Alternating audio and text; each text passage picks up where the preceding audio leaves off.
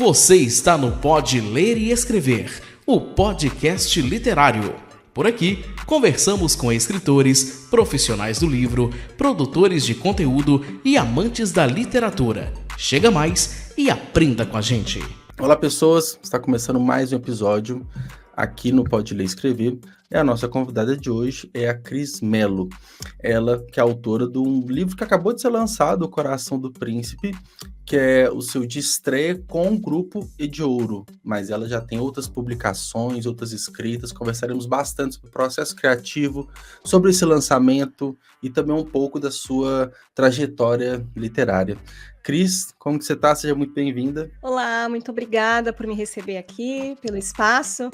É sempre bom poder falar de uma das coisas que eu mais amo na vida, que é escrever. Eu sou muito suspeito para falar que eu também adoro escrever, adoro falar sobre escrita, trocar ideia com escritores, enfim, com qualquer pessoa que gosta um pouquinho mais de literatura. Já é bom sair falando, conversando, é ótimo. Exatamente isso. Que bom, eu vou parar agora um pouquinho para bater um papo sobre uma coisa que eu amo com alguém que também ama. Não tem nada melhor, né? E bom, até pra gente já começar nessa questão da paixão, tanto, né, que a gente gosta de literatura, como que despertou pra você, assim, a escrita? Você era uma garota que lia muito? Como que foi tudo isso? Bom, primeiro eu fui leitora. Eu tive a sorte de nascer numa casa cheia de livros. Minha mãe, quando era adolescente, participava de clube de livro.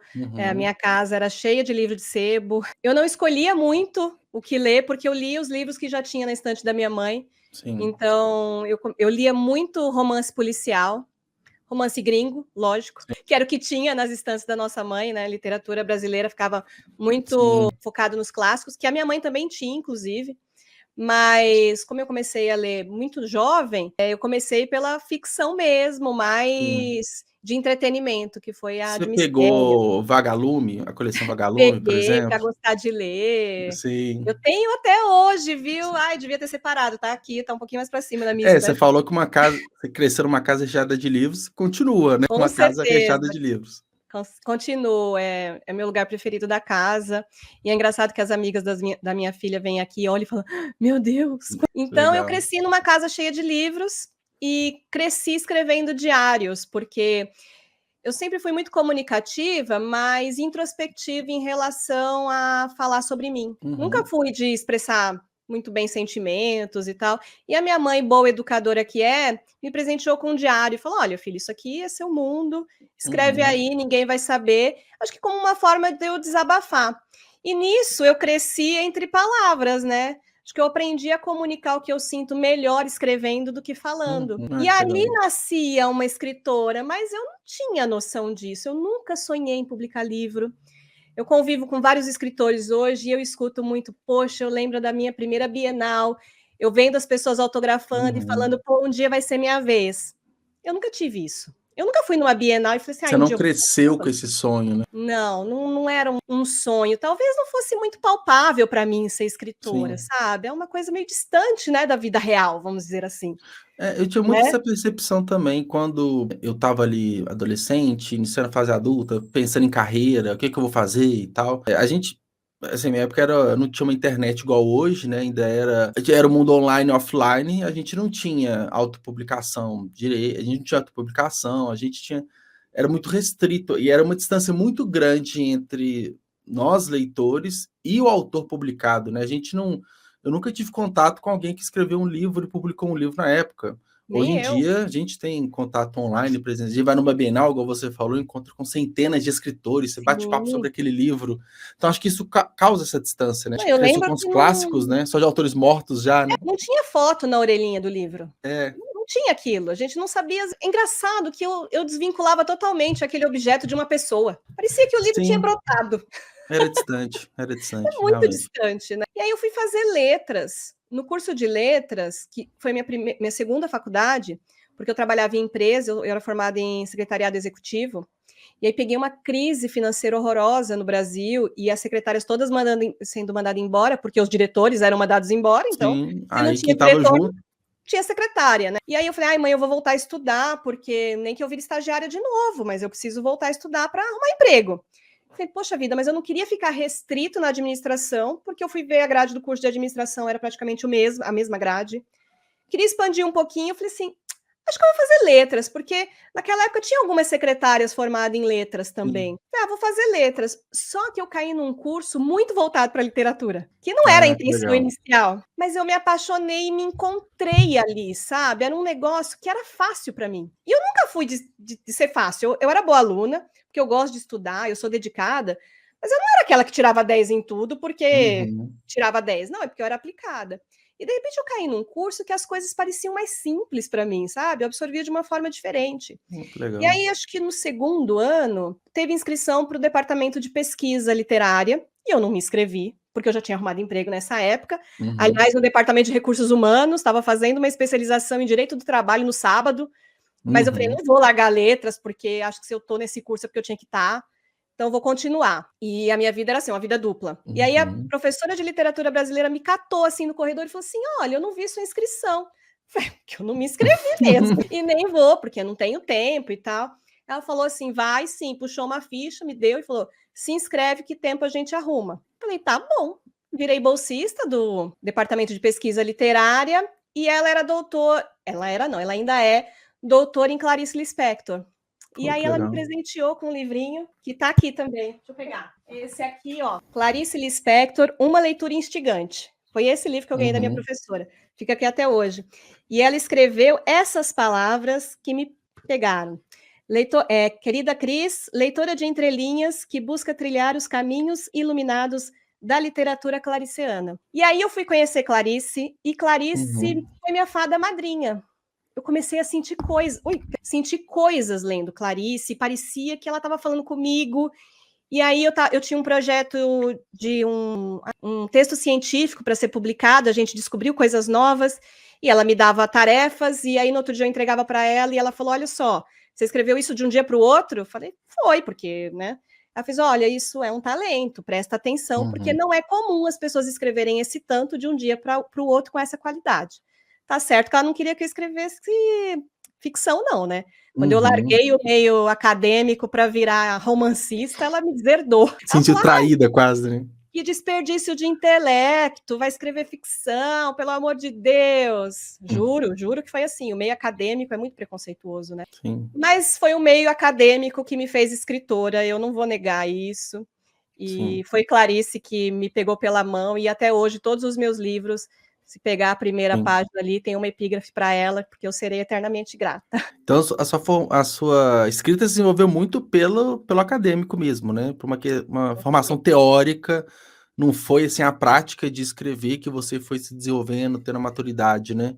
Embora o curso de letras não forme escritores, porque é um meio preconceituoso, ele forma escritores acadêmicos. Se for para falar da obra de outro, você está apto. Se for para escrever textos dissertativos, científicos, legal. Mas eu lembro no primeiro dia de aula, teve um professor que falou assim, quem está aqui porque quer ser escritor? E aí tiveram uns 6 corajosos numa turma de 100. Ele falou, então vocês estão no curso errado. Aqui não forma escritor, aqui forma críticos, formam professores, né?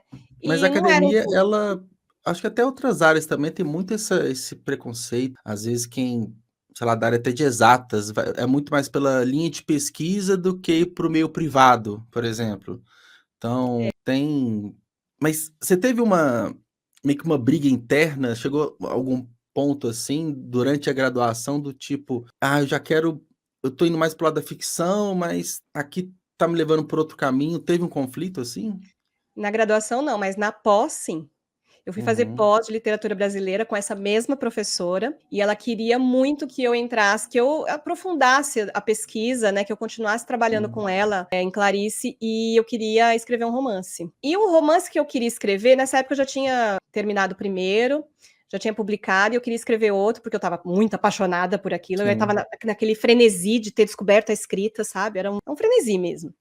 E eu não estava com muita paciência para a parte acadêmica, né? Embora eu goste muito, tá? Eu falo que eu sou estudiosa até hoje, estudar me ajuda, mas o conflito não, que permaneceu. Você quer escrever, né? Mas não é o que você quer escrever e publicar, né? Eu quero falar, eu gosto de ouvir, né?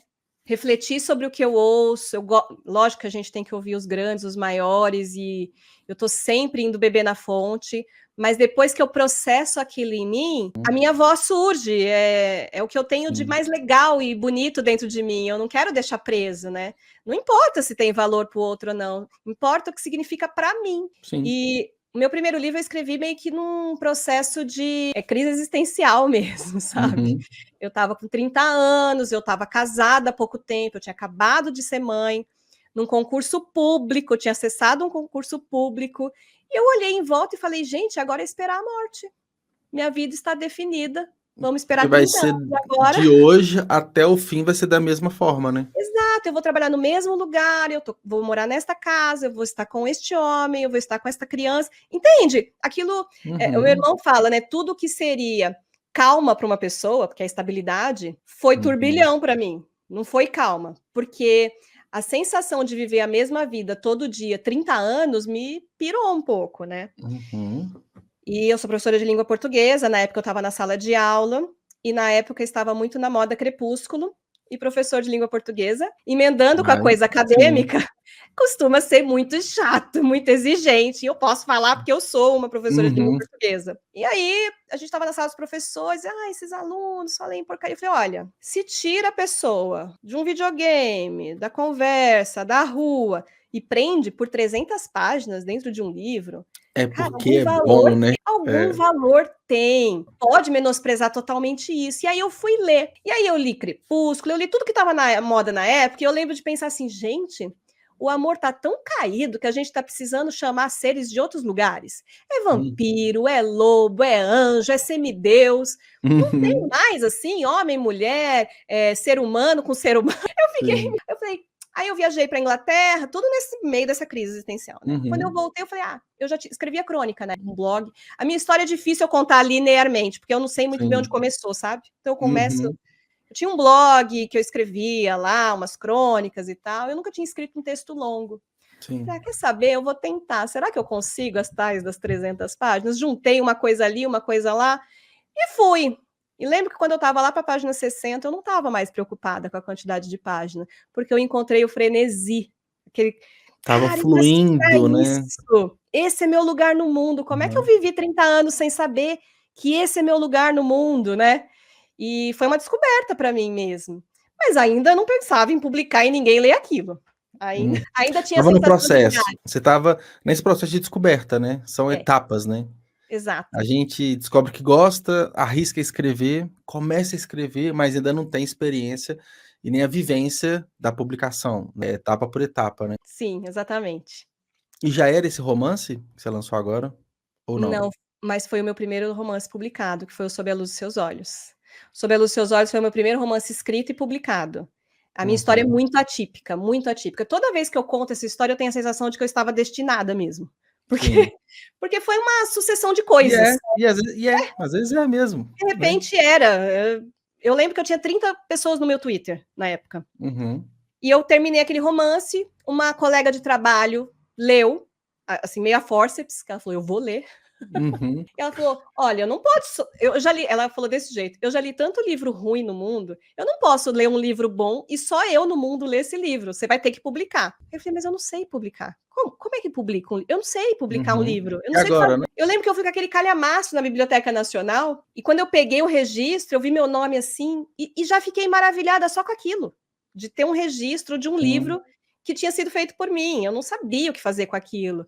E eu não sabia nem se era bom. Aí eu fui descobrir que você podia investir e pagar para publicar. Eu falei assim, gente, mas eu não sei nem se é bom. Como é que eu vou botar dinheiro num negócio que eu não sei se é bom mesmo?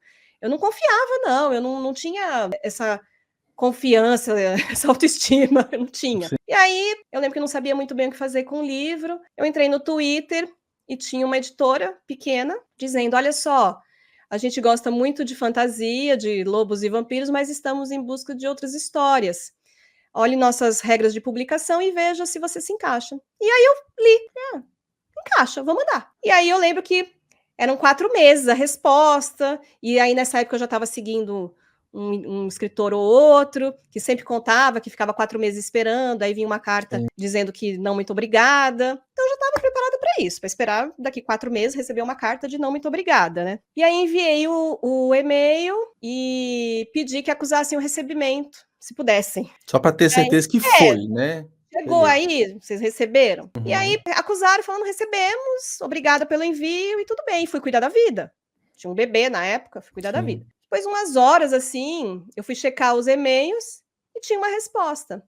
Olha, calhou de ser eu que abri seu e-mail, eu sou a dona da editora. Eu comecei a ler, não parei. Me promete que continua bonito assim até o final. Ah, meu amigo, Juliana, na hora que a minha perna tremeu, né? Não era para ser assim. Como é que uma editora está lendo o meu livro? Me bateu um nervosismo, uma sensação de meu diário está no mundo. É tão engraçado eu falar isso, porque não sou eu dentro do livro. Mas a sensação que eu tinha era que eu estava sendo desvendada ali. Até porque depois que o livro saiu das suas mãos, a gente fica com medo, né? Principalmente primeira publicação, como que vai ser a reação, e não está no nosso controle, né? Eu falo muito que eu não tenho filhos, né? Mas eu acho que é uma sensação parecida quando o filho sai de casa, né? As minhas ainda estão dentro de casa. É uma sensação tipo assim, agora não me pertence mais, né? Pertence ao mundo, né? E a gente fica preocupado, como que vai ser, como que vamos lidar com a situação. Então é aquela coisa, não é mais nosso, né? Não. Assim, corta 12 anos para frente, que é o que eu tô hoje, eu já lido de uma forma diferente, né? Para mim, são 2 processos diferentes.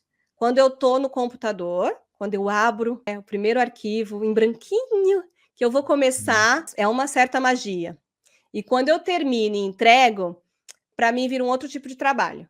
Eu já consigo focar, não, agora não é meu, já é nosso porque é meu e da editora, que vai preparar o texto, depois é meu, da editora e do marketing, né, do revisor. Então, hoje, e eu também consegui me distanciar um pouco dessa entrega para o leitor, porque no começo era muito pessoal. E eu lembro que um amigo meu, escritor também, a gente conversava muito sobre escrita, fazia alguns exercícios. Bem nessa época, a gente era da mesma editora pequenininha, e ele falava assim, Cris, você tem que aprender que você não é mãe dos seus personagens e nem que você é seus personagens. Porque enquanto você lidar assim, eles nunca vão poder ser o que eles são de verdade. Porque eles vão estar sempre debaixo da sua asa. E na época, não fazia muito sentido isso para mim. E hoje faz todo sentido para mim. Sabe? Apesar de eu sempre escrevo que eu sou todas as histórias que conto. Porque eu sou mesmo. Quando eu escrevo, eu vivo aquilo. Eu choro, se briga, eu tô brigada. Se tem luto, eu tô de luto, sabe? O meu cérebro não sabe que aquilo é ficção. Eu vivencio tudo aquilo que eu tô escrevendo. É um processo emocional para mim também, além de intelectual.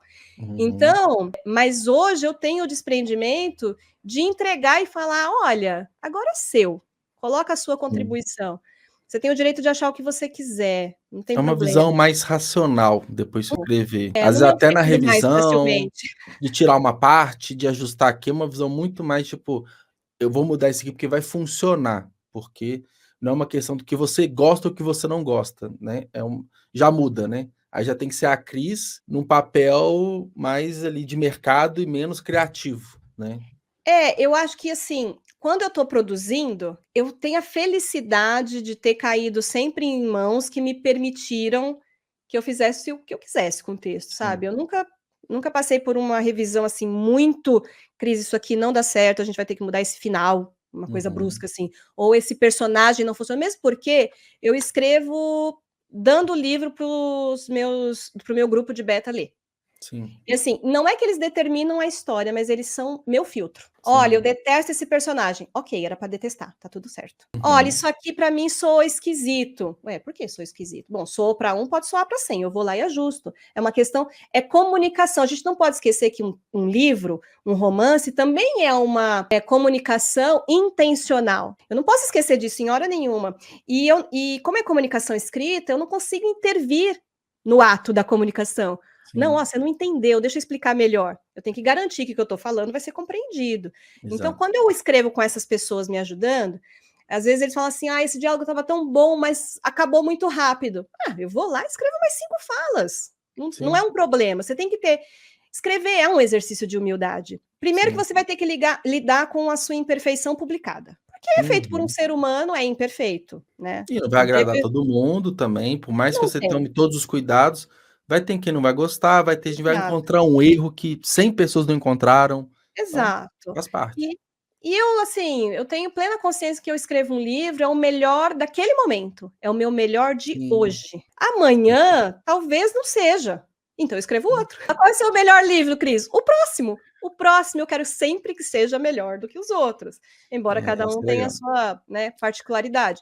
Mas o dia que eu achar que eu escrevi um romance perfeito, eu paro, porque não, isso aqui é Sim. o melhor que eu posso fazer na vida.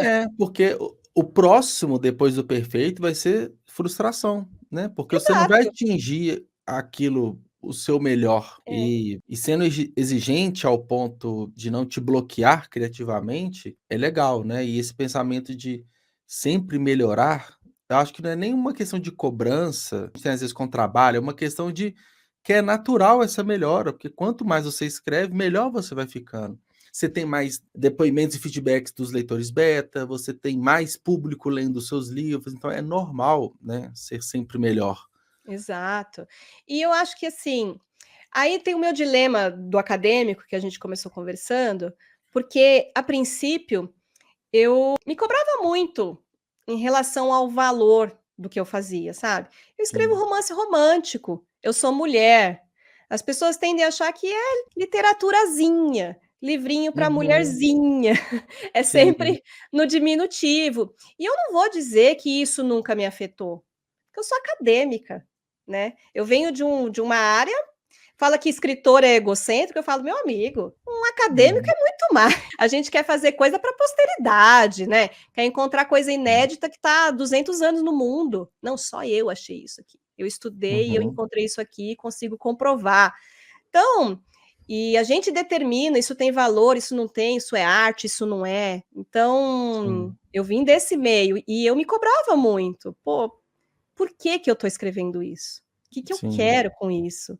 Por que que eu faço isso? Por que que eu caí nessa literatura romântica, sabe? Uhum. Porque também nada foi muito planejado. E aí eu também aprendi, a maturidade veio com isso também de, caramba, por que que você está fazendo tantas perguntas? Só faz, É faz. é é aquele ponto que a gente às vezes escuta muito o lado de fora, né, e a gente escuta também não é uma crítica, não é uma aquela crítica embasada de melhorias no texto, alguma coisa assim, não. São falas e são verdades impostas ali que ninguém nunca às vezes parou para raciocinar se faz sentido ou não. Se a gente for Verdade. pensar, os livros mais vendidos no mundo, lista da New York Times e tudo, são românticos, fofinhos e "bobos", entre aspas, né, mas são os que mais vendem, os que mais encantam, os que as pessoas falam mais, os que viram filmes. Hum, E tá todo mundo muito apaixonado, então, sabe, essas críticas muitas vezes não fazem muito sentido, né, mas É, acaba que a gente sente, né, a gente toma pra nós, né, porque é o nosso produto que tá ali, né, a nossa arte que tá ali, né. e eu comecei a me pegar assim, eu estudei fiz um pequeno curso do professor Clovis, que é filósofo, que é sobre Sei. amor. Fui estudar e aí eu fui estudar amor como uma questão filosófica, assim. E aí eu me dei conta de que por que nós somos tão vulneráveis, né, quando o Sim. assunto é amor, né? Por que que a gente não pode, falar que Uhum. gosta de repente de um texto que também é romântico, porque nenhum texto é puramente só romântico, porque eu não vou Sim. ficar 96.000 palavras falando de encontros, desencontros, beijos e não é só isso. Eu falo de amor e de tudo que acontece no meio do caminho, porque é isso que acontece, né? Enquanto a gente está conhecendo alguém, ou uma paixão, um amor, ou aprofundando esse relacionamento, outras coisas também estão acontecendo, né? E os meus livros abrangem tudo isso, sobre escolhas, sobre o que eu tenho que ser e fazer perante Uhum. a vida que eu quero ter. Eu acho que quem escreve jovem adulto sempre tem que ter essas questões. O que é ser um jovem Sim. adulto? Quando é que eu me dou conta de que eu cresci? Sim. Existe esse momento, né? O que faz com que eu cresça? Eu tenho um Com livro certeza. que é Uma Noite e a Vida. Ele fala assim, Uhum. na sinopse, né? Eles vão descobrir que crescer é mais do que contar aniversários e pagar boletos. Sim. Que é, né? E é o tipo de literatura que ela é pautada em muitos questionamentos, né, porque quem tá lendo tá nesse turbilhão de sentimentos, tá no momento de que a gente acredita que é a decisão da nossa vida, né, tanto para relacionamentos, quanto para profissão, quanto para fazer o que for. Então, naturalmente, é uma literatura que é voltada para esse público e tem que ser abordada, né. E acaba que, falando de amor, falando de qualquer outro tipo de sentimento, de estado ali, de espírito, ao mesmo tempo que é difícil, desafiador, mas ao mesmo tempo encanta, né? Eu acho que no fundo a gente tem muito medo de não ser amado, de passar pela Sim. vida sem saber o que é isso. E eu acho que a literatura romântica cutuca isso na gente. E aí a gente prefere falar que não existe, que isso é falácia, que A isso gente é coisa nega, de né? gente. Que isso é coisa de gente com imaginação, né? Mas eu sempre escuto, porque como eu escrevo romances, eu escuto muitas histórias. As pessoas chegam em mim e falam Natural, assim: sim. nossa, se você conhecer a minha vida, daria um livro. Eu escuto isso invariavelmente. É muito na minha vida. E eu escuto histórias que eu juro por Deus, se eu fosse escrever, ninguém compraria a história. Ninguém compraria como verdade. Ninguém aceitaria. Falar, não, aqui a Cris forçou, ela viajou Sim. demais. Eu falo que nenhuma ficção dá conta da realidade. Porque a realidade ela pode ser surpreendente. Nós somos muitos nesse planeta. Muitos. Sim. Não dá para você decidir que uma coisa não existe só porque você não viveu. Não dá. Tem muita Apenas gente nesse planeta.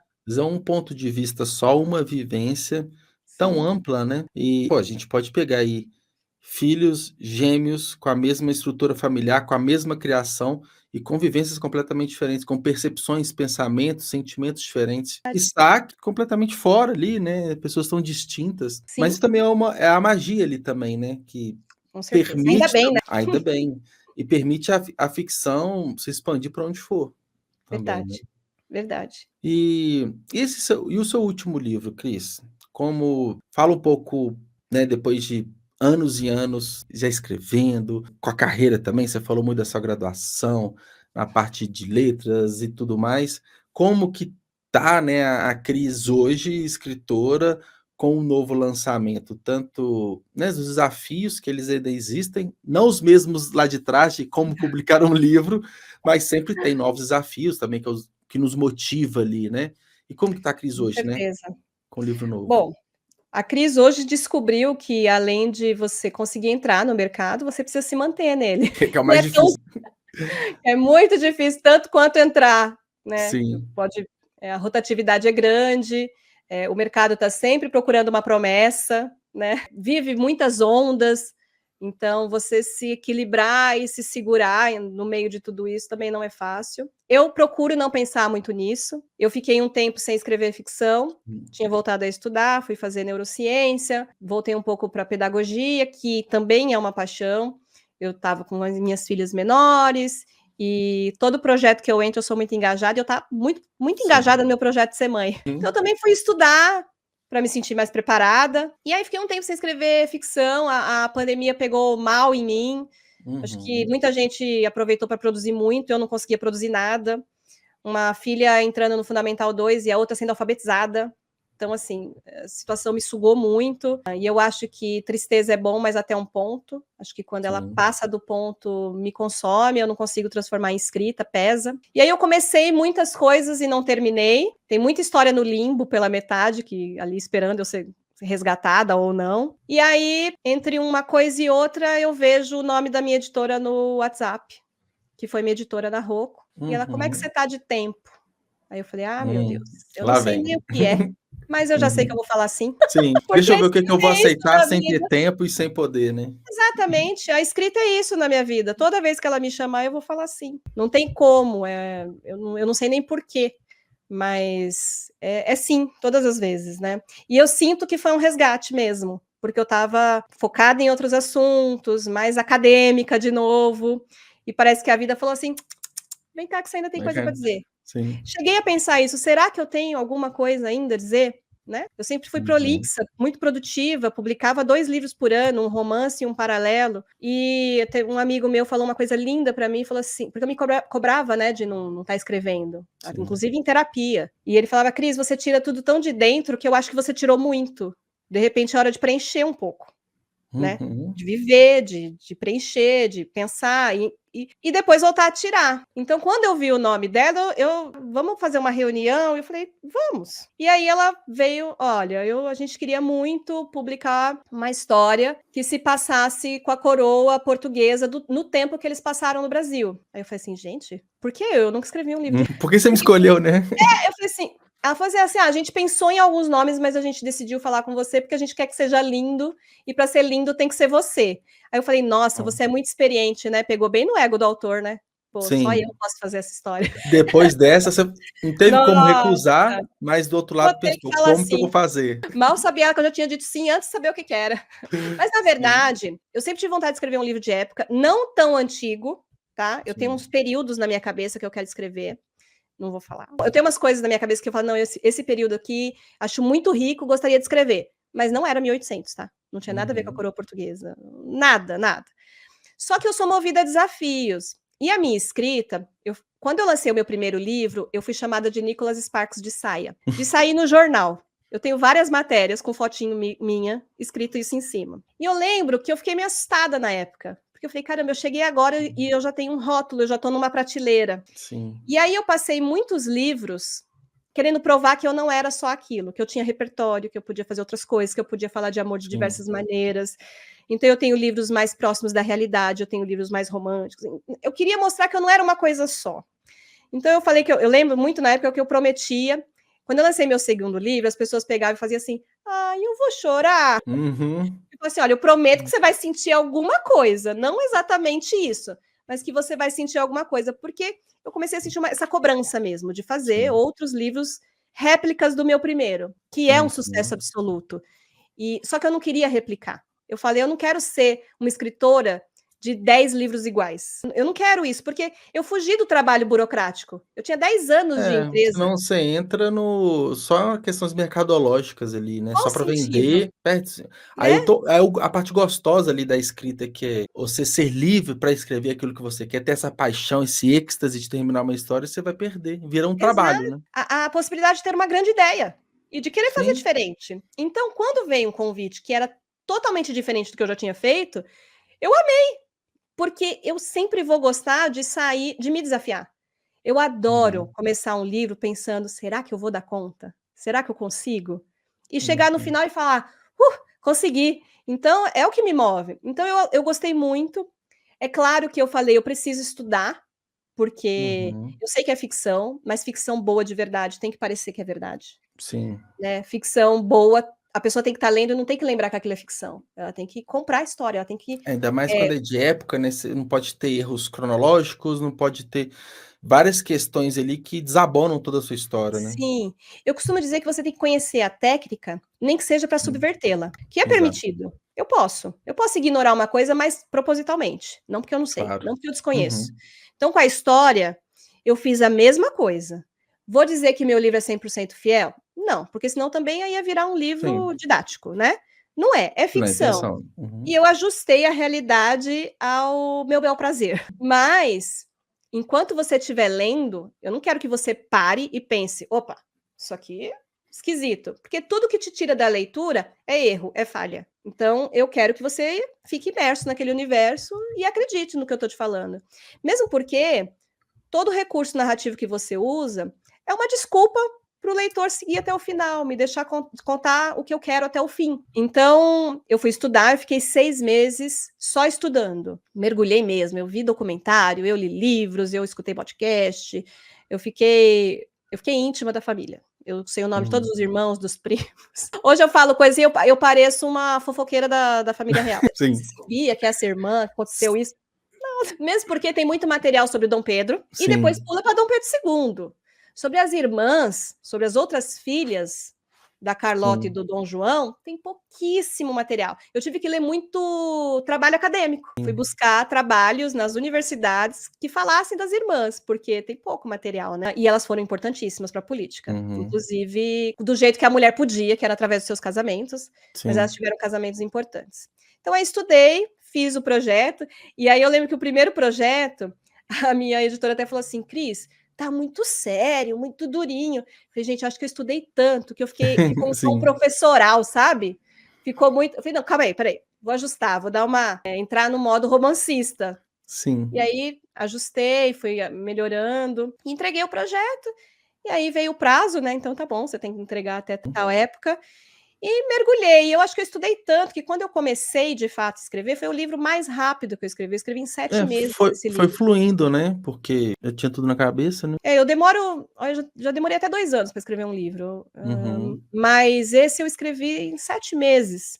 Foi É um muito tempo rápido. curto, ainda mais pautado pelo tanto de pesquisa que foi Sim. necessário, então é um tempo relativamente 6 curto meses mesmo. estudando, aí eu É, comecei, 7 meses para concluir o livro. Foi o livro mais rápido, assim, que eu sim. escrevi. E fluiu muito bem, eu já tinha toda a história na cabeça. E apesar do livro ser sobre a coroa, a força toda do livro está na Amélia. Ela é uma Uhum. personagem, assim, bem corajosa, que eu precisei ser corajosa para escrevê-la, porque ela é filha de um traficante de escravizados e de uma escravizada, e ela é totalmente fictícia. O Sim. pai dela existiu, ele tá nos autos aí, ele existiu, mas ele nunca se casou, nunca teve filhos, e aí nós demos essa filha para este homem. E por que que eu entrei com muito respeito, muita parcimônia? Porque é uma Hum, personagem negra, né? Ela é sim. filha de uma escravizada. E para ela, a escravidão é muito pessoal, porque a mãe dela foi vendida no dia seguinte que ela nasceu. É Mas eu não queria pessoal e que tivesse. presente, né, pessoal e Exato. presente. E ela vive numa casa sob um privilégio que ela abomina. É muito Sim, complicado. Porque ela é privilegiada. Ela é sinhazinha. sim. Só que ela tem uma vida dupla. Ela fala: como é que eu vou fazer? Porque eu sou mulher. Eu não posso sair da aba do meu pai porque eu Sim. tô perdida no mundo. Então, ela começa a ter uma vida dupla. Então, ela é filha exemplar, ela é educada aos moldes da corte, apesar dela não ser nobre, mas o pai dela Uhum. quer, né? Ele mostra muito poder através da filha. Então, ele veste ela com o que tem de melhor, ela tem joias da rainha. Sim. Então, ela, assim, ela é criada, só que à noite ela tem uma vida dupla e ajuda nas fugas de vários escravizados. Uhum. Ela pertence a um grupo abolicionista. Então, o Pedro, lógico, ele fica um personagem mais humano também, né? Não é o Pedro, Dom Pedro I. Muita coisa eu respeitei da realidade, mas Sim. é o Pedro do coração do príncipe, né? Não é o Pedro da nossa história. Mas eu tentei respeitar o máximo que deu da personalidade dele. Mas a força toda do livro está na Amélia. Os meus livros, a maioria são protagonistas femininas. Sim. Inclusive, se você notar nas capas dos meus livros, eu tenho um livro que é foto de casal. O resto são todas mulheres. Não, Não sei. mas isso eu acho que é interessante também, porque, principalmente de época, né, a gente tem sempre a figura masculina como referência. Você acabou de falar, a gente sabe muito sobre Dom Pedro, né, primeiro, segundo, mas não sabe nada das irmãs que foram muito importantes. E as pessoas nem sabem que elas existiram, para começar, né.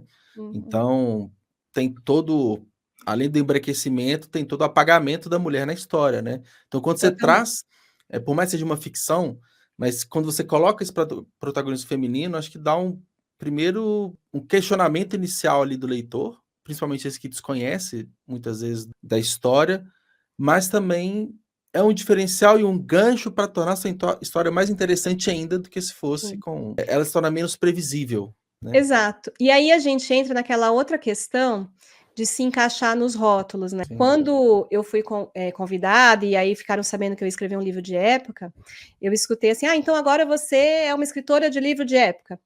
Eu falei: "Não, gente, eu sou eu faço do meu jeitinho. Esse livro não é diferente dos outros em questão de estilo de escrita, sabe, eu não mudei". Quem me conhece sabe que as minhas histórias, elas não geram, elas não giram só em torno do casal, de se conhecer e da paixão e tudo isso.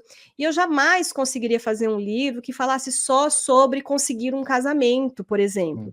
Que assim, não é uma crítica, mas é uma questão de estilo, é uma questão de Sim. escolha, né? Então, mesmo se tratando de um livro de época, eu faço do meu jeito, com o meu estilo. Então, a Amélia, ela é à frente do tempo dela, ela é uma pedra no sapato de muita Uhum. gente e ela é muito fiel a ela mesma.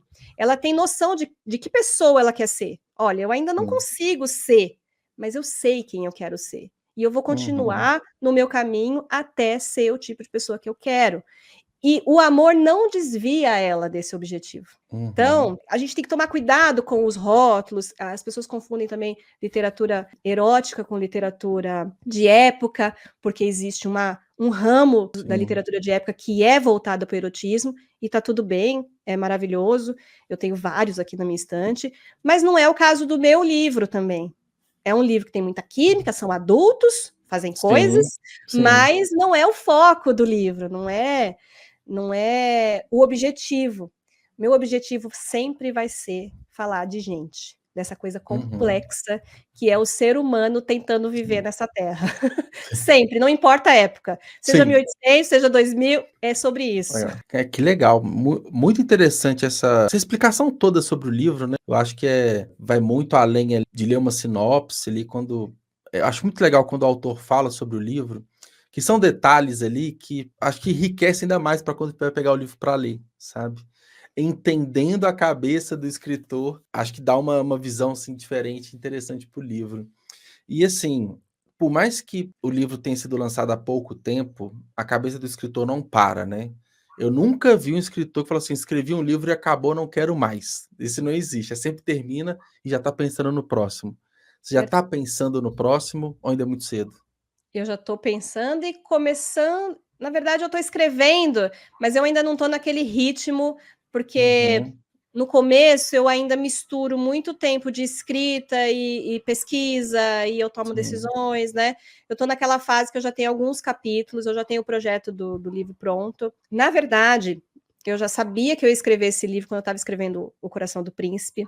Então, eu tive aquela fase de separar as partes que a personagem aparece nele, porque ela vai aparecer agora no segundo. É uma continuação do Coração do Príncipe, vai falar de uma das irmãs. A intenção é que a gente fale de mais 2 irmãs, pelo menos. Vamos torcer para o livro sair bem, né? Se sair muito bem, e os planos se concretizarem. Mas a ideia é essa. A gente começou com o Pedro, e aí a gente vai falar de pelo menos mais 2 irmãs, e quem sabe legal. Aumentar aí a linha. Eu não tenho, mais uma vez, eu não tenho medo disso, porque eu não me sinto repetindo a mesma história.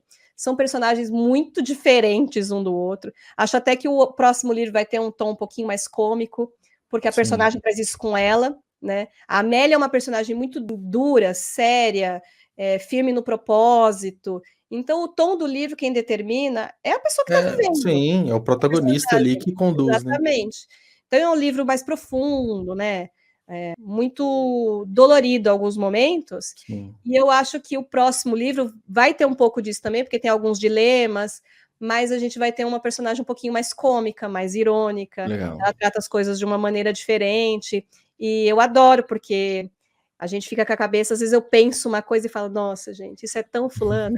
Sim, sim. Mas que nosso modo de pensar vai mudando conforme quem a gente está escrevendo, né? Vai pegando o tom. Então, já estou escrevendo o próximo livro e já dividi a história para um terceiro também. Vamos ver se rola. A pesquisa rendeu bons frutos, né? Essa primeira conversa de WhatsApp rendeu bastante, né? Por favor, eu tenho assim material para escrever uma saga. Pô, que legal. E é bom isso, né? Porque, igual você falou, esse segundo livro, por mais que possa parecer, mas são personagens diferentes que vivem na mesma época, mas como tem muito uma frente ali das irmãs que vão conduzir a história, é muito particular, cada uma com sua vida, então não tem o risco, que eu vejo muito autores, no começo da conversa você falou de aqueles suspenses policiais gringos e tudo, eu já li muito Harlan Coben, por exemplo. Eu também. Ele tem lá mais de 30 livros, pelo menos todos que eu li, uns 6 ou 7, eles seguem a mesma linha ali. É sempre uma mulher que está desaparecida, que ela é assassinada, aí, enfim, ainda mais se for da série do Bolitar, né, por exemplo. Eu adoro. Eu comecei a ler do primeiro, li o segundo, li o terceiro, mas assim, você já espera como que vai ser o ritmo ali da narrativa, mais ou menos a forma do mistério, por mais que ele conta é sempre... por mais que sejam histórias completamente diferentes. Você descobre o final? Não descobre. Eu acho que essa é a coisa que eu não consigo largar o Harlan, porque quando a gente estuda muito sobre uma coisa, fica tudo muito previsível. Eu assisto coisas com a minha família aqui, e tem dia que eles querem me expulsar da sala. Porque normalmente eu adivinho o fim, eu falo até a próxima fala do personagem. Eu falo junto, juro por Deus. Hoje aconteceu isso. Nossa, é uma das coisas que eu mais critico em filme, tipo assim, sabe, aqueles filmes, para mim um filme ruim, assim, aquele que sempre vai seguir o clichê, o roteiro, assim, vai acontecer tal coisa. Vai falar tal coisa, porque é o esperado, né? O que vai agradar a maioria. É uma mudança de cena, é uma fala específica, é uma ação, aqueles personagens meio burros que falam, vai fazer aquela merda ali, ó. Vou deixar todo mundo com raiva. Então, agora, quando sempre quebra isso, acho que é um dos motivos de encantamento mesmo. E eu acho que é por isso que eu não consigo largar o Harlan, porque eu nunca consigo adivinhar o final. E eu, normalmente, até se eu tô assistindo um filme, focou muito no abajur. Eu falo, gente, tem alguma coisa nesse abajur. Ninguém ia perder 30 segundos mostrando cenas desse... O narrador tá querendo falar alguma coisa pra gente. Então, quando você se acostuma com esse olhar, que tudo é para construir uma narrativa, você pega os detalhes, as pistas, e aí fica mais fácil. E com Harlan Coben, apesar da estrutura narrativa dele ser parecida, o desfecho, ele sempre me pega. E é por isso que eu não largo ele, eu continuo defendendo, porque eu falo, olha, eu sempre adivinho o fim e eu nunca consigo com ele, caramba, ele é muito bom nisso. Não, e a estrutura narrativa repetitiva funciona, né? É uma das coisas que eu gosto nele, porque me agrada a forma que ele conduz. Então, eu sei que é uma leitura que eu vou seguir, que eu vou engajar, e é um ritmo que me pega. E, além disso, como você falou, tem uns finais que eles são imprevisíveis, né? Sim, e às vezes é uma solução muito simples. Ele não pensa muito mirabolante. Simples. Você fala, caramba, ele desenrolou tudo aquilo, uma ação muito simples, né? E o simples é difícil. Os meus primeiros livros têm muita virada hollywoodiana, os meus personagens têm muito alto e baixo, muito cliffhanger, tem muito... E muito recurso narrativo, porque é mais fácil contar, para prender o leitor. Uma história linear, você depende só da história, né? Só do enredo. E fica mais difícil prender. Eu acho que uma estrutura narrativa também que você conhece é confortável para o leitor. Exato. Ele se sente confortável e se deixa levar só pela trama, né? Não precisa ficar pensando muito ali no jeito que você está contando, na estrutura do texto, que é diferente de um texto que vai e volta no tempo, ou vai e volta de um personagem, vai e volta de um lugar para o outro. Então, eu gosto muito de Harlan Coben também. Eu acho que essa parte preta aqui todinha é... sim, dá para identificar, porque tem a Record fez a Record, né, fez toda a coleção nova, assim, tem uns anos já, né, refizeram as capas e tudo. Sim, é da Arqueiro, acho. É da Arqueiro, eu confundi, exatamente. Ai, Cris, queria agradecer a conversa, foi ótimo. Eu agradeço. Passou super rápido, 50 minutos já, é tempo de uma aula. Sim, nem a professora passa rápido. Adorei conhecer você, seu livro, sua trajetória literária, espero que você tenha gostado também. Eu adorei, me senti em casa, falei pra caramba, porque, como eu digo, eu sou uma pessoa apaixonada pelo assunto, e quando a gente é apaixonado pelo assunto, a gente fica empolgado em falar, em compartilhar, porque a gente quer mais gente nesse grupo, né, de apaixonados. Com certeza. Venha para o lado da literatura, venha amar os livros, a gente fica rebanhando. Exato, a gente fica... Quanto mais pessoas, melhor, óbvio, né? Por favor. Quando alguém fala, eu não leio, eu falo, gente, uma fada acabou de morrer, pelo amor de Deus. Exatamente, que bom. Cris, antes da gente encerrar, como que as pessoas te encontram seus livros para comprar, para ler? Fala pra gente. Os meus livros estão, graças a Deus, em todas as livrarias, só digitar aí no Google que vai achar uma. O Coração do Príncipe está em todas as livrarias físicas, porque é lançamento. Os outros não estão mais tanto, mas se você encomendar também, se você for numa livraria e falar, eu quero tal livro da Cris Mello, encomendar, em 3 dias chega. Sim. Então, está disponível aí no Brasil todo. E para me achar é eu, Cris Mello, em todas as redes sociais. Eu só não tenho mais Twitter, o resto vai meio assim, sabe? Porque eu perdi minhas redes sociais há uns anos e vou falar que deu uma desanimada. E aí recomecei. Mas como todo projeto que eu entro, eu tento ser engajada, eu estou tentando ser frequente nas redes sociais. E só para quem está só nos escutando, não está vendo o vídeo, é Cris com H. C-H-R-I-S. Um L só. Isso, Cris Mello. Então é isso. Cris, muito obrigado. Até mais. Eu que agradeço. Foi ótimo, viu? Obrigada pelo espaço. Tchau, tchau. Tchau.